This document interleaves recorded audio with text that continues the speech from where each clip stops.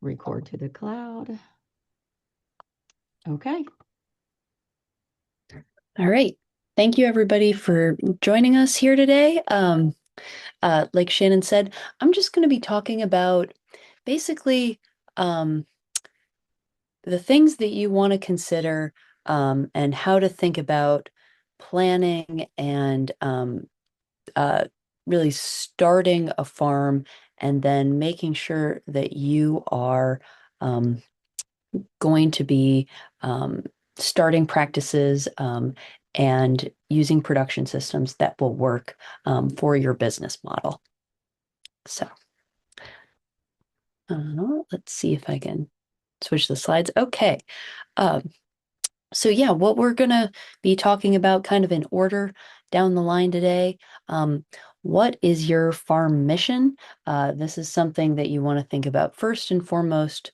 Um, what is going to be your market? So where do you intend to sell? I tend to talk to fruit and vegetable growers, but maybe you're producing livestock or meat of some kind, but where are you going to sell that product? That's really going to factor into your production system.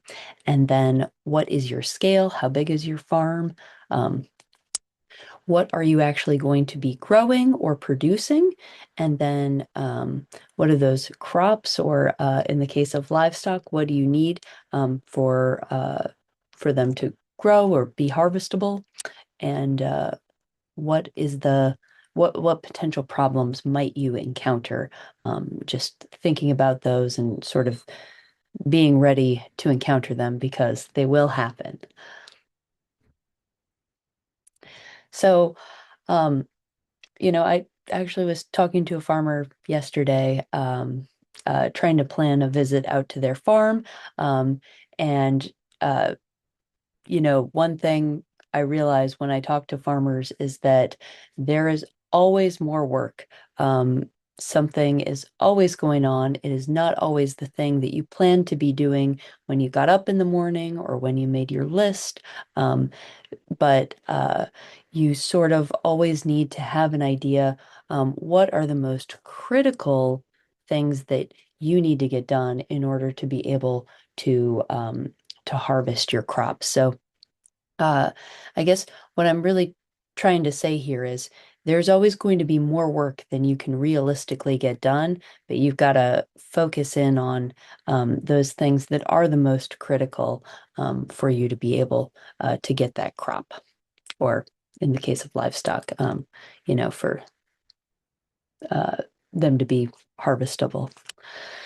So this is just a slide talking about kind of an interview I did with a farmer I work with.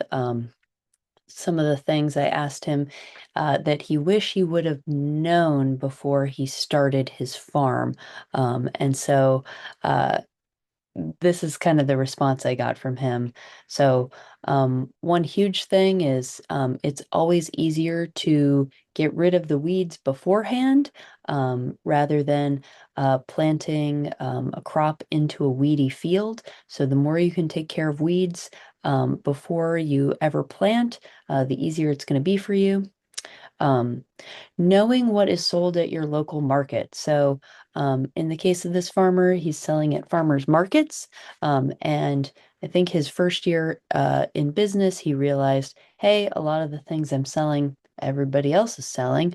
Um, and, I could be growing these other things. In his case, it was mostly, it was a lot of small fruits that he could grow.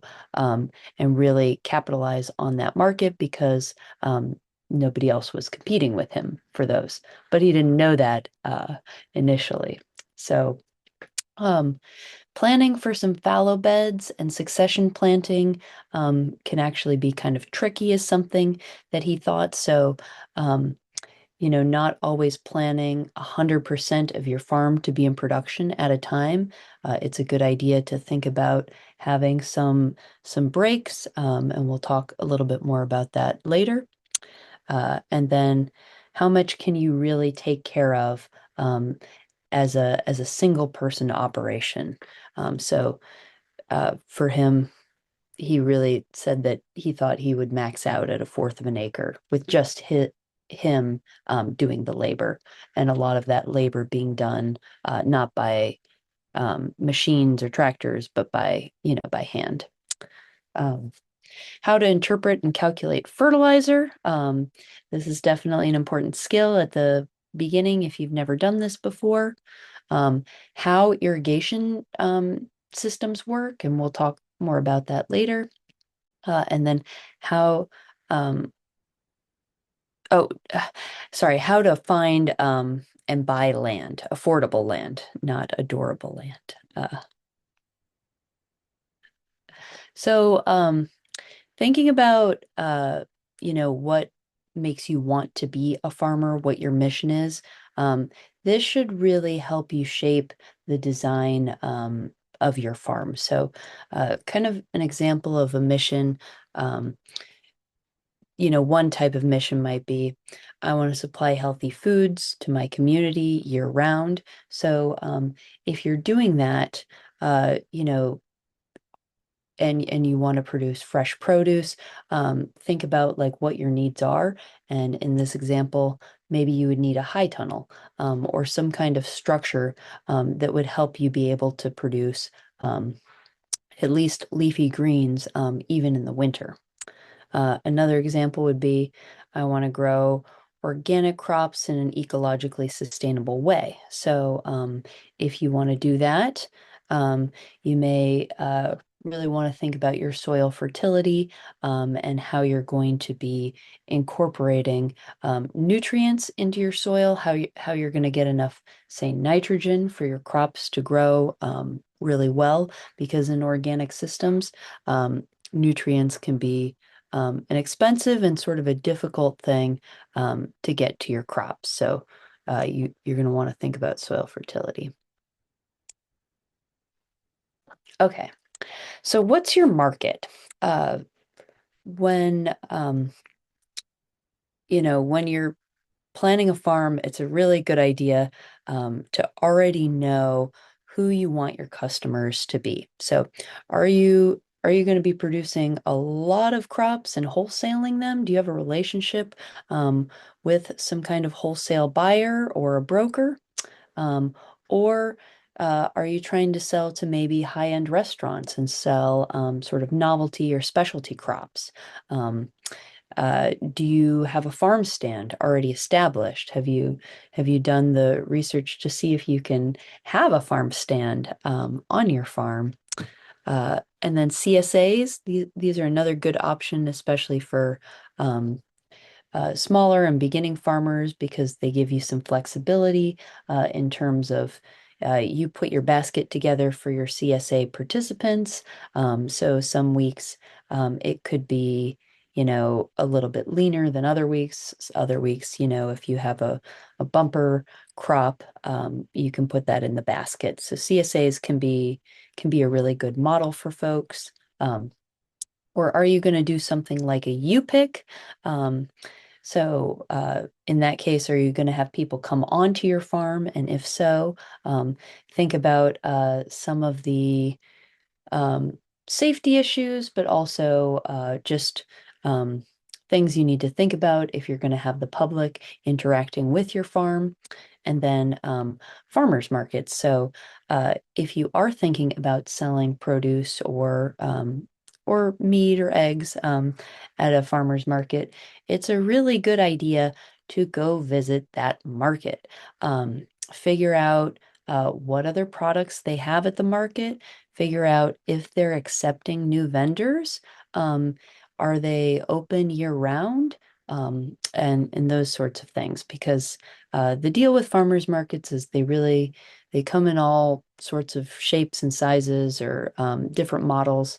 I know in Salisbury, where I live, we have two different farmers markets at least, and I think there's a new one that's starting, but each one of them has kind of a different niche. One of them is year round, that happens during the day. One of them is really only a spring to fall farmers market that focuses on produce, and that one's on Saturday mornings. And so you really want to find the farmers market that would be right for you to sell at, and that would be accepting new vendors because a lot of times they can be competitive to get into. Okay, so um, how big is your farm going to be? So what is your scale? This is really important to know what you're going to be planting and to determine uh, how you're going to actually plant and then subsequently harvest and maintain those crops. So um, are you going to be planting like a whole big field? I know most beginning farmers are not going to be planting this much lettuce or spinach in a field, but if you are planning to work on, larger tracts of land and plant kind of larger monocultures, do you have a tractor or other mechanized equipment to decrease your labor? Like I said, if you don't have any equipment, and it's just you running a farm, and you're growing specialty vegetables or fruits, really a fourth of an acre can be a lot. So, equipment can really help with taking down the amount of labor that's required to do a lot of farming processes. And then how many total plants will you be putting in the field? This is a great thing to calculate because it will give you an idea how much you expect to harvest.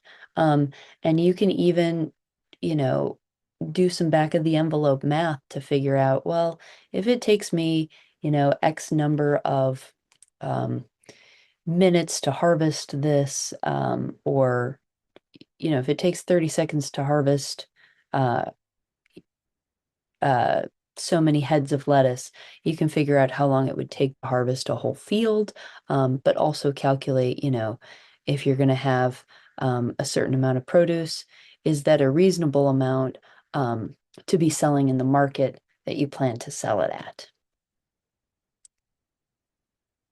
Okay. Yeah, so how big is your farm? We kind of talked about this a little bit. Um, for a new farmer, kind of the rule of thumb is a fourth of an acre, which is exactly 10,890 feet squared. And so, or you could think about that as a fifth of a football field is really a good amount to start with if you've never farmed before. Another good practice is to draw out your farm, or to, you could go onto Google Maps and really just kind of create a blueprint for your farm, because this is going to help you um, visualize, but also if you have employees or something like that, it's going to help you create a system. You can number, if you're going to have different beds or different fields, you can number those and just sort of create a system for organizing what crop is going to go in when. And then also you're going to want to walk the property and see where your high and low ground is. And we'll talk about this in a second. So yeah, when considering where to plant, you definitely want to know where the low ground is. Low ground tends to stay wet. Oftentimes, you can plant that area, but crops won't grow there. Um, it's a good idea to know how well your field drains. So after a large rain event, are crops going to be sitting in standing water? Most crops do not like to sit in standing water. That's when you start to have disease pressure. Um, so sun exposure is another important thing. Pretty much all of our fruits and vegetable crops need full sun. And then wind. This is going to be more important for some crops than other crops, but do you have any natural wind breaks like a wall of trees, or do you have just an open field um, where uh, there'll be more wind pressure? Okay, so if you are designing, say, uh, crop beds or vegetable beds, you want to make sure that you plan for adequate space for walking paths.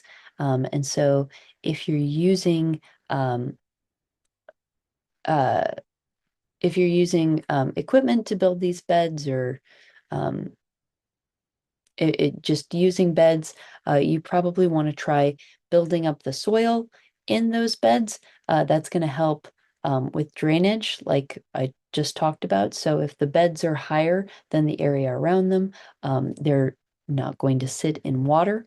Um, and uh, you want to make sure that these beds are versatile or big enough that you can grow different types of crops in them. So, an example here would be a 50-inch or a 50-foot bed with 2 rows with 18 foot in between and 36 inches or so 18 inches in between the crop and then 36 inches or 3 feet between the two beds as a walking aisle. So this is just one way to plan this out. And then you would keep these beds season after season, right? So you're not going to be necessarily like tilling or disking the whole field. You want to keep these beds in this scenario. Um, Another thing to always consider is, are you giving plants adequate spacing? And there are good recommendations for all fruit and vegetable crops in some of the resource material that I'll share at the end. Okay, so um, bed design, you can, there are a lot of different ways to create uh, beds, but the getting rid of the weeds in the beginning is a very important thing to do if you're going to be, say, growing organically or not using something like plastic mulch. Um, you can do things like sheet mulching or tarping, like solar tarping that heats up the ground and theoretically, if it gets hot enough, kills the weed seeds, but you have to leave that tarp on there a long time. Uh, you can also, if you're not producing organically, you can use plastic mulch, but that does require you to always have drip tape. And if you're going to be using plastic, generally you would till and disc the field beforehand. So tillage is another farming practice that where there's a lot of choice in how much you want to till. So the more intensively you till, usually the more you are disturbing the soil and also the more you're disrupting soil microbes and the soil structure. So even though there are benefits to tilling, there are also um, uh, there are also cons. So strip tilling is a form of tillage that is that is considered a conservation practice, where up in this top right picture here, you can see this guy is just uh, tilling individual strips here. So not tilling up the entire field. Whereas most conventional forms of tillage can be done in different steps. Um, Not everybody is going to use a moldboard plow. That is the most intensive or kind of a more intensive form of tillage. That's this bottom right picture here uh, versus a a disc and harrow. Disking is a lighter form of tillage. And then a spring tooth harrow is sometimes used at the end or after disking to even out the field a little bit more. So, uh, you know, there are a lot of reasons to till. A lot of vegetable farmers do till because it warms up the soil. It helps uh, speed up the organic matter breakdown when you're mixing in organic matter from the top layer into the soil. But it does completely disturb soil structure. And so there are trade-offs if you're going to till. All right. So what kind of soil do you have? Um, think about how well it drains. In general, if you have a sandier soil, it's going to drain faster. If you have a clay soil, it's going to drain much slower. Um, and so ideally, you have a loamy soil of some sort. Um, and of course, you want to know what your organic matter is. Organic matter uh, is generally good for soil. And so organic matter helps your soil hold on to nutrients. So say when you fertilize, that organic matter is going to keep the fertilizer from leaching out as quickly in your soil. All right, soil testing. Um, you really want to do this. Every year. Get it done by a professional lab. Don't try to do it yourself. You're going to get back the soil pH. That's very important. Um, Soil fertility. So uh, you may not necessarily get nitrogen numbers back because you're almost always going to have to add nitrogen, but at least phosphorus and potassium, and then some other micronutrients. And soil tests really aren't that expensive. They're usually between $10 and $20, depending on what you want done. Um, and you can usually ask for recommendations based on the crop that you intend to plant there. Um, If you are going to be practicing organically or even not, you may want to think about amendments that you can add to your soil. Um, an example of these would be things like compost, which can be purchased commercially, depending on the size and scale of your farm, or if you're producing animals, you may be producing your own compost. Um, the important thing about applying an amendment like compost is that you want to make sure to that compost has fully broken down to the point where uh, it's no longer um, uh, I'm trying to think where most of the breakdown process has happened. Um, and it should no longer be sort of stinky or smelly. If you were to have weed seeds in it, or if you're composting any sort of um, animal waste matter, you do need to get your compost up to a high internal temperature, and you need to rotate it a certain amount of times. So there are very specific compost practices that you want to follow if you're going to be applying compost that you make yourself. Okay. Something that's really important to think about if you're new to farming is how are you going to be watering? Almost any crop that you want to plant, if it's a specialty like higher value crop, fruits and vegetables, you are going to want to have irrigation on that crop. And if you use black plastic mulch, you definitely need irrigation. So um, think about where your water source is going to be. Do you already have a well?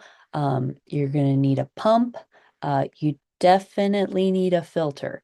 Um, that's going to hopefully save you time and money later on. You probably want a timer on your irrigation, pressure regulators, and then you need distribution lines, um, couplings and fittings, and then at least for vegetables, you're going to have drip tape. If you are trying to irrigate a perennial crop like fruits, you may use a higher end type of drip tape that is a little bit sturdier than the drip tape that gets used in vegetables. So here's an example of drip irrigation with an emitter. The emitter system. This, the picture on the left, really this would only be uh, a common practice in nursery production. Um, this would be too labor intensive to make sense for most vegetable production. So most vegetable production, you just have a straight drip tape line, and then the drip tape will have these little emitters um, that control the pressure that's being emitted down the drip tape line. Okay, so drip or trickle irrigation is going to the flow is going to be based on the pressure that's coming down the line. Like I mentioned before, you definitely want to filter. Keep in mind that um, the more irrigation line or the larger the area that you're trying to irrigate and the longer the line is, the more pressure will be lost at the end of the line. And so, uh, this can be a problem if you try to irrigate too much or too many fields from a pump that doesn't put out enough of a water volume. Um, and then perennial crops should be given a higher grade or sturdier irrigation that's designed to last. Okay, so what are you actually going to be growing? What does your crop rotation look like? So if you're growing vegetables, you're probably growing a lot of annuals, and maybe you're getting in multiple vegetable crops in a year. If you're growing herbs, you might be um, growing a different mix of perennials and annuals. Um, Other specialty crops, like the example in this picture here with turmeric, this is a tropical crop, so it really needs to be grown in a high tunnel. It needs more days to maturity than it would get if it was planted in an open field. So that's why it has to be grown in a tunnel. And then most fruit crops are going to be perennial. How to plant. We have some resources on our website. One example is this planting date for vegetables calendar that also includes, you know, how many uh, how many seeds to put per 100-foot row, that sort of thing. But I also am going to include at the end the Mid-Atlantic Vegetable Production Guide, which will have a lot of the same information in it. Um, when to plant, you can also find resources like this on our website, that like this vegetable planting calendar that's designed for Maryland. However, if you're going to be planting in something like a tunnel, um, you're going to be, you're not going to follow the regular, say, Maryland or Mid-Atlantic planting calendar. So if you're planting in a high tunnel, you can plant earlier in the spring, or maybe you can plant a fall crop that you harvest all winter. Um, Examples of these would be things like cole crops, and other leafy greens that can be grown in a high tunnel uh, all winter long. Okay. Um, Another thing to think about and plan out is your actual transplanting schedule. So this is a good activity to, plan and do in the winter so that um, when the transplants say need to go in the ground, and then when you anticipate harvesting them. And so a chart like this can really help you understand what you'll be harvesting when, and prevent you from having a glut where uh, you're harvesting all of your vegetables at the same time, and then afterwards um, you have it's pretty sparse, and you've harvested most of what you needed to harvest. So this will help you kind of plan and space out your production. Um, yep, here's the example of what you would be harvesting each week based on crops and when they got planted. Okay, succession planting. So uh, this is when you plant something uh, right after another crop has finished, um, and it helps you kind of maximize your yields for a single field. So an example would be if you had um, broccoli that was grown in the spring, and then you harvested all of your broccoli, prepped the field, and then put in tomatoes as a summer crop. So uh, succession planting can help you if you have a very small farm, maximize that space. And in order to plan for succession planting, you should make sure you follow the days to maturity that should be, either on your seed packet label or somewhere that you'll be able to find this information if you're getting seeds from a reputable source, and that should help you be able to plan when you'll harvest. Give yourself some more time to prep that bed afterwards. So you probably don't want to line these up. Broccoli comes out of the ground. The next day we're planning to plant tomatoes. That might not be realistic, but it will help you plan.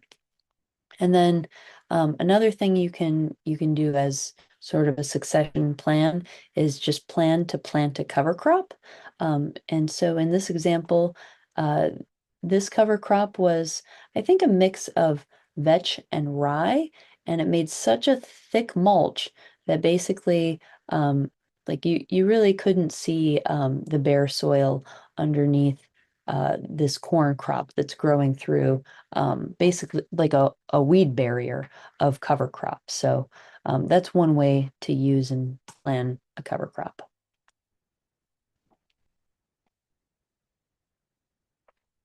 I'm just gonna check here. Okay. We're good. Interval planting. So, oh, yeah. Um, this is a way to stagger your planting if you're putting in the same crop. So in this example, I believe they have this is like a field of beans, and they were planted on different days.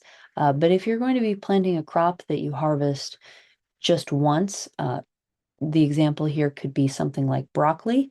You may want to seed that like one or two beds one week and then wait another week and seed it again and another week. So this is going to allow you to spread out that harvest window. And another reason people like to do interval planting, especially for, say, summer crops, is if we have a late frost, you may lose some of those crops. But if you want to get tomatoes in early and take your chances, maybe you plant some tomatoes now, maybe you wait another week, plant some more, and then wait another week. And so you can also combine transplants with direct seeded plants here too. So if you had transplants you grew out and then you realize, well, you would actually like to plant more of that, more tomatoes. I don't know that I would plant tomatoes by seed in a field, but with some crops that would work just fine. Um, all right. Other production tools that can help you as you're getting started on a farm. So I mentioned high tunnels before, but these can be a huge advantage if you have a small farm and you're producing vegetables. They consist of a frame, anchors, and a cover.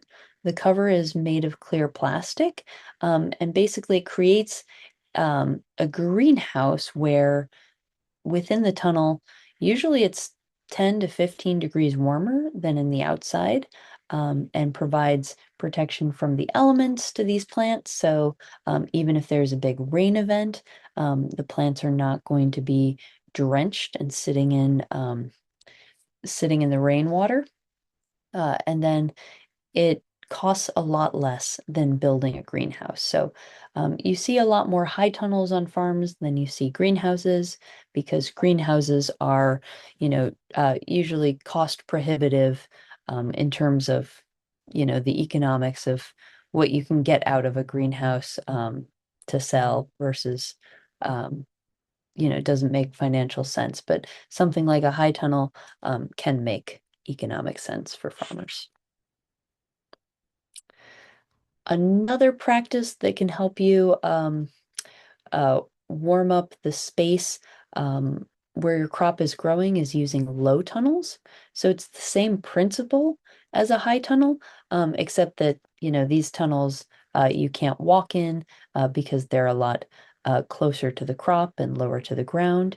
You can just use things like hoops or PVC or metal that you place every 4 to 7 feet.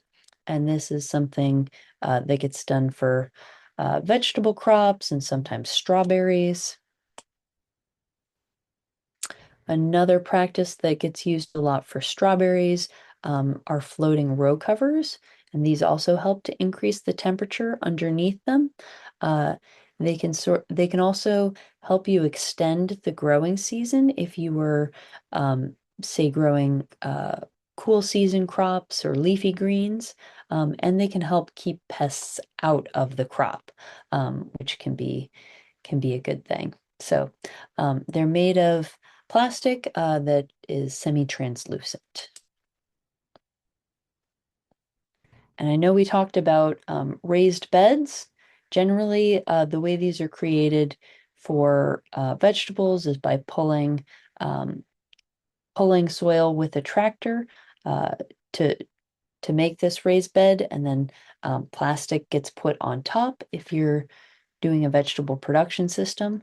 Um, So when you plant at the top, when you plant, on top of this mound, you end up getting better water drainage uh, through through gravitational draining. So if there is a large rain event, that water is going to sit at the bottom of this bed, not on top. So and yeah, when the plastic is laid, you want good adherence from this plastic to the soil. So you always want to kind of pack it down tight.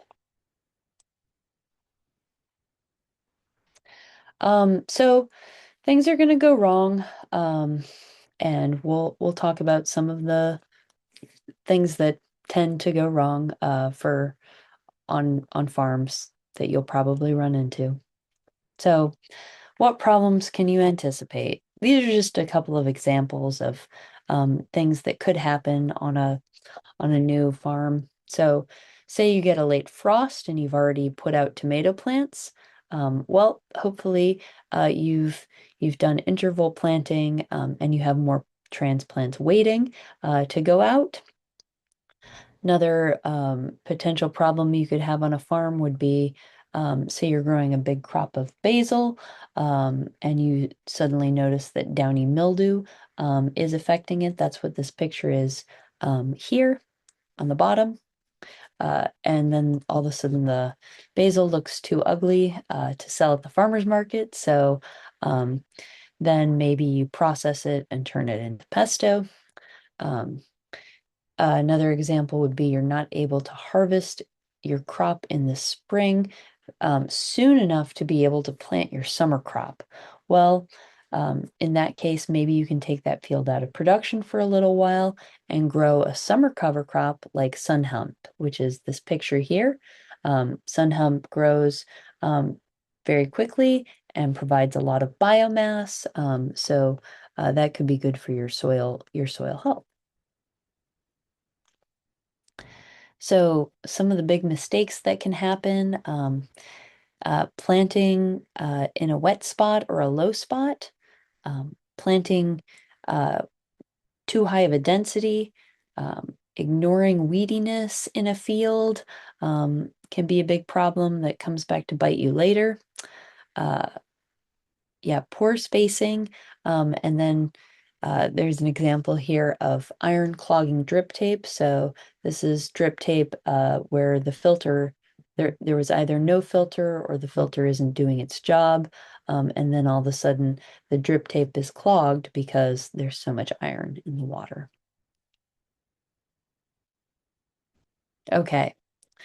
I know I kind of talked about this a little bit, but when you're thinking about, you know, all of these crops that you're going to be growing, um, a lot of times the most intensive or the time when you need the most help is at harvest. And you want to make sure that you have enough labor to harvest your crop. You don't want to leave ripe crops in the field that you can't harvest because you physically run out of time. Um, so maybe that means hiring somebody part-time just during the harvest season. Um, you definitely want to have labor available to you, whether it's your own or somebody else, to do the weeding. And then just be aware at what time of the year you're going to need the most help and labor. And oftentimes that is at harvest. Okay. Some last considerations as you're getting started, planning your farm would be figuring out what your budget is. So there are all different kinds of ways to make a budget to anticipate your costs. So this is just one example from Penn State Extension about small field growing and I think you can download a spreadsheet from them to plan out what your costs are going to be and what you anticipate your profit to be. Yeah, so do one of these enterprise budgets. A great resource if you're going to be growing vegetables is the Mid-Atlantic Commercial Fruit and Vegetable Guide, or sorry, the Mid-Atlantic Commercial Vegetable Guide. This is going to have production or all of the production recommendations, variety recommendations, disease management, uh, and spray recommendations. So this resource is free to download if you just want the PDF. Otherwise, if you live in Maryland, you can talk to your local extension agent about buying a hard copy of this book. I have one. I will get it down. They're very large. So we print a new one of these usually every year or every 2 years. They're updated and they should have all the latest information about vegetable production practices. So you can purchase those from us. And if anybody has any questions or would like to contact me about any of this, I've got that on the screen, and I think that's everything now.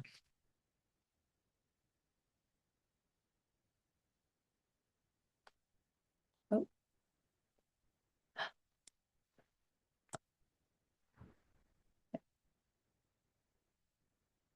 Just seeing if we have any questions. I don't see anything in the chat, but we will be sharing out this recording as well as the slide set. So if anybody wants to go back to all those great resources that Haley shared, they'll be able to do that through that link and be sent out later this week. So any questions for Haley?